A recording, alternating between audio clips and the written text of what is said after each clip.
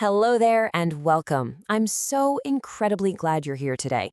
If you've ever felt totally overwhelmed trying to improve your English listening skills, well, you are absolutely in the right place. Today's explainer is going to be a soothing, step-by-step masterclass, really designed to completely change how you study English listening. We're going to slow down, take a deep breath together, and look at a brilliant method from English Unleashed that's going to make English feel familiar, comfortable, and truly yours. So let's start off with a really honest question. Why does listening practice so often feel exhausting? A lot of learners will listen to an audio track just one time, finish it, and think, okay, I listened. But after that one pass, they just feel drained. They think to themselves, my listening is just bad. But I want to reassure you right here and now, your listening is probably not bad at all. The real problem? When you listen to audio only once, your brain is just entirely overworked. It's trying to do literally everything at the exact same time. It's trying to translate the words, remember the grammar rules, understand the deeper meaning, and keep up with the speaker. That is just way too much heavy lifting for one pass. To lower that cognitive load, here is exactly how we're going to break down this new structured approach today. Number 1, the one listen problem. 2, the 3 listen rule. 3, soft listening. 4, useful language. 5, the speaking gym. And 6, the 7-day study plan. Okay, let's dive right into section 1, the one listen problem, why you feel tired. When we actually compare these two approaches side by side, the difference is night and day. In that traditional one listen method, your brain is frantic. It's overworked trying to catch every single word, grammar rule, and meaning simultaneously. It's an exhausting fight, really. But the 3 listens method? It's a calm, focused paradigm. You listen to the exact same short audio 3 times, but you do not listen in the same way each time. Each listen has a completely different job. Just take a moment and let that sink in. You don't have to do it all at once anymore. So, moving along to section 2, the 3 listen rule, a new paradigm. The absolutely crucial point here is this. Before you even start listening, you've got to choose the right material. And by that I mean choose short audio. Select something that is just 2, 3, or maybe 5 minutes long. Please avoid those 1-hour videos. And definitely steer clear of highly difficult news reports or lightning-fast interviews where multiple people are just talking over each other. Short is powerful.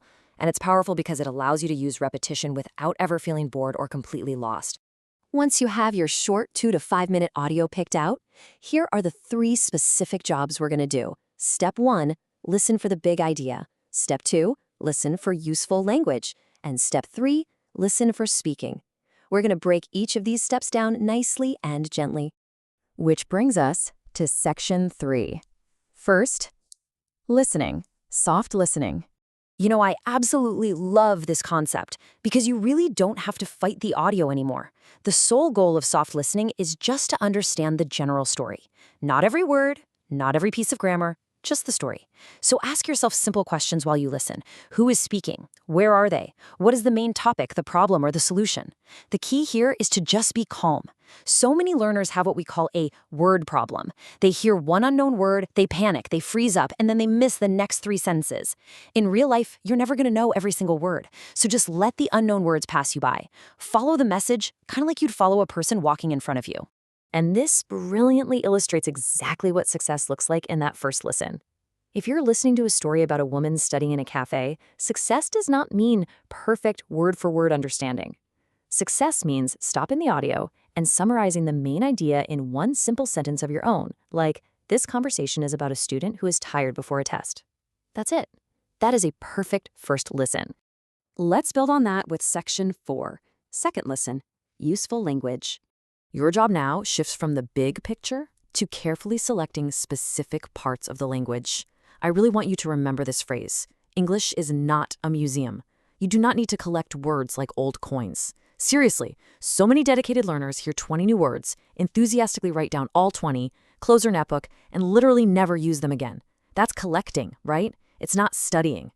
Instead, you want to find close English, language that is near to your daily life, your family, your work, or your feelings.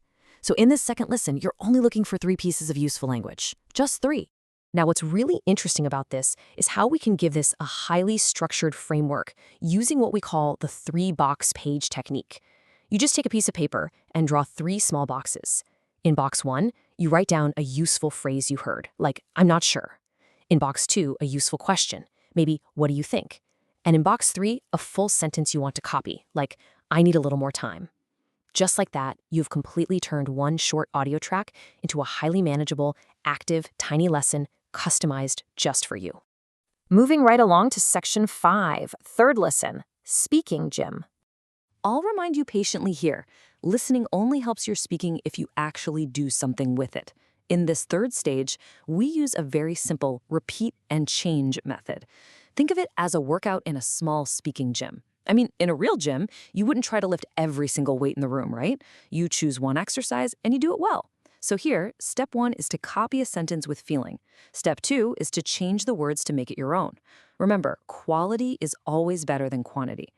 Let's actually practice this. When you repeat in the speaking gym, please do not repeat like a robot. English has music, rhythm, and emotion to it. If you say a sentence with absolutely no feeling, it sounds robotic and stiff, like, I am really sorry, but I cannot come tonight. It's kind of strange, right? But if you mimic the speaker's emotion, it sounds completely natural. I'm really sorry, but I cannot come tonight. And once you master that feeling, you change the words. I'm really sorry, but I cannot help today. Or, I'm really sorry, but I cannot join the meeting. By building sentences rather than only repeating them, you are training your brain to actually construct English, not just blindly parrot it back.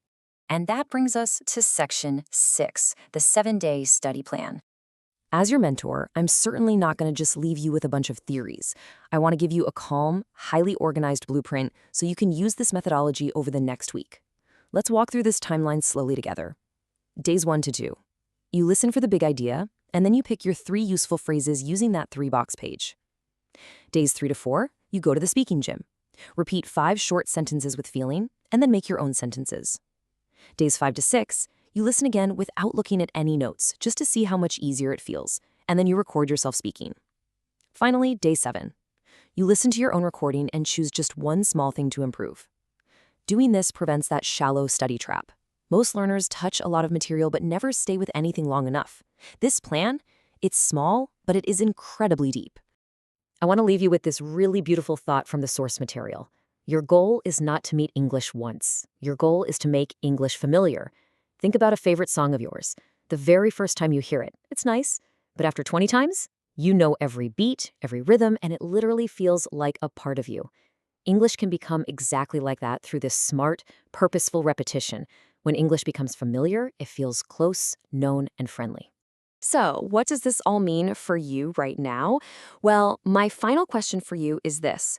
What short audio will you choose to listen to today? Pick something close to your life, apply the 3-listen rule, and just watch how much more confident you feel. Thank you so much for joining me in this explainer today. Take a deep breath, be patient with yourself, keep listening, and I will see you next time.